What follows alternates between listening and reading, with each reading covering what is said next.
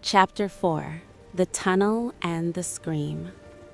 The darkness inside the Chipping Cleghorn tunnel was absolute, a heavy velvet shroud that smelled of damp soot and old iron. The rhythmic clack-clack of the wheels intensified, echoing off the narrow stone walls until the sound seemed to vibrate inside Nancy's very bones. "Mary, stay still!" Nancy called out over the roar. She reached out in the blackness, her fingers brushing the rough wool of the seat upholstery. She felt for the latch of the compartment door, but before her hand could find it, a sharp metallic snap rang out, the sound of a lock being forced. Then came the scream.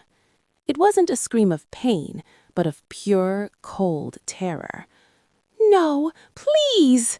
Mary's voice vanished into a muffled struggle. Nancy lunged toward the sound, her hands meeting a rough pinstripe fabric. She grabbed an arm, feeling the strength of a man much larger than herself, but a powerful shove sent her reeling back against the window frame. The compartment door hissed open and then slammed shut. For a heartbeat, there was nothing but the thundering of the train. Then, with a flicker and a dying groan of the generator, the overhead lights surged back to life as the train burst out of the tunnel and into the bright, mocking sunshine of the English countryside. Nancy blinked, her vision clearing. The compartment was a wreck. The lace antimacassars had been torn from the seats, and Mary Thompson was slumped in the corner, her hat knocked askew and her face buried in her hands. The space between them was empty. The heavy, steel-bound vanity case was gone. "He took it," Mary sobbed, her breath coming in ragged gasps. "He took everything! My father's papers, the proof, it's all gone!" Nancy didn't waste a second. She sprang to the door and slid it open, peering down the narrow corridor. At the far end, near the heavy door leading to the next carriage, she caught a glimpse of a dark coat disappearing. "Stay here, Mary. Lock the door behind me," Nancy commanded. She sprinted down the hallway, her low-heeled loafers silent on the carpeted floor. She reached the vestibule just as the train began to screech, the brakes grinding against the rails. They were pulling into a station.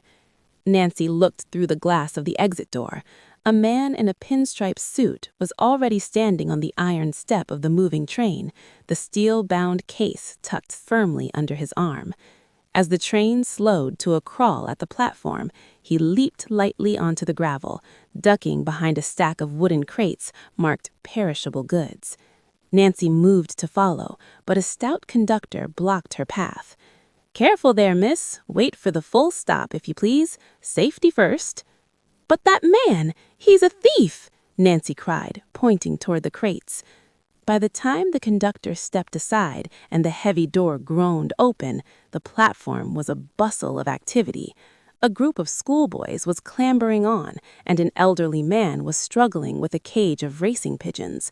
The man in the pinstripe suit was nowhere to be seen.